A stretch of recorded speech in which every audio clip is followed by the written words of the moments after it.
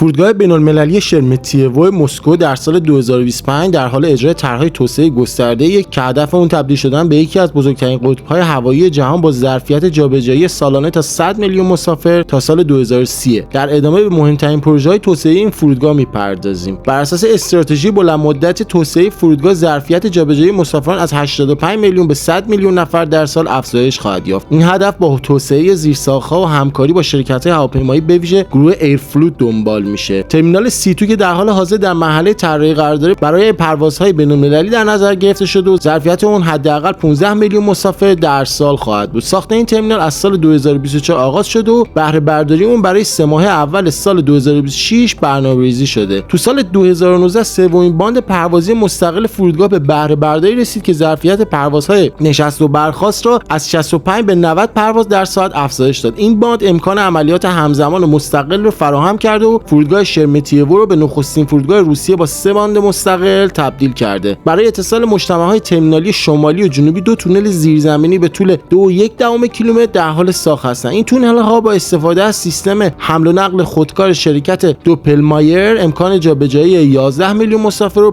5.5 میلیون چمدان در سال رو فراهم می‌کنه و زمان انتقال بین ترمینال‌ها رو به حدود 5 دقیقه کاهش میده. ترمینال F که در سال 1980 برای المپیک تابستانی مسکو ساخته شده بود، تو دسامبر 2021 برای بازسازی بسته شد. بازسازی این ترمینال پس از تکمیل ترمینال C انجام خواهد شد تا با استانداردهای مدرن هماهنگ بشه. ساخت ترمینال G در سالهای 2024 یا 2025 آغاز خواهد شد. این ترمینال بخشی از برنامه توسعه بلند مدت فرودگاهی که با هدف افزایش ظرفیت و بهبود خدمات به مسافران طراحی شده. برای بهبودی دسترسی به فرودگاه یک ایستگاه راهن و خط ریلی جدید در حال توسعه است که اتصال مستقیم از مرکز مسکو به ترمینال‌های B و C رو فراهم می‌کنه. این پروژه با همکاری راهن روسیه JSC Russian Railways اجرا میشه. در راستای افزایش ظرفیت حمل و نقل بار، فاز دوم ترمینال مسکو کارگو در حال ساخته که توانایی جابجایی 380,000 تن بار اضافی رو در سال خواهد داشت. این توسعه به تقویت موقعیت فرودگاه به عنوان یک مرکز باربری بین‌المللی کمک می‌کنه. با اجرای این پروژه‌های توسعه‌ای، فرودگاه شرمتییو در مسیر تبدیل شدن به یکی از بزرگترین و پیشرفته‌ترین مرکز هوایی جهان قرار داره. این اقدامات نه تنها ظرفیت و کارایی فرودگاه رو افزایش میدن، بلکه نقش مهمی در توسعه اقتصادی و اتصال بین‌المللی روسیه ایفا می‌کنند. این بود آخرین خبرهای مربوط به توسعه فرودگاه شرمتییو مسکو تو سال 2025. خیلی ممنون که تا انتهای این ویدیو با من همراه بودید. در مورد خودم اگه بخوام توضیح بدم، من مهماندار هواپیما هستم و سفرهایی که میکنم عکس و ویدیو تهیه میکنم. اگه علاقه من به موضوعاتی مثل هوانوردی، ایرانگردی و جهانگردی هستید، حتما سابسکرایب کنید. به امید موفقیتتون. خدا نگهدارتون.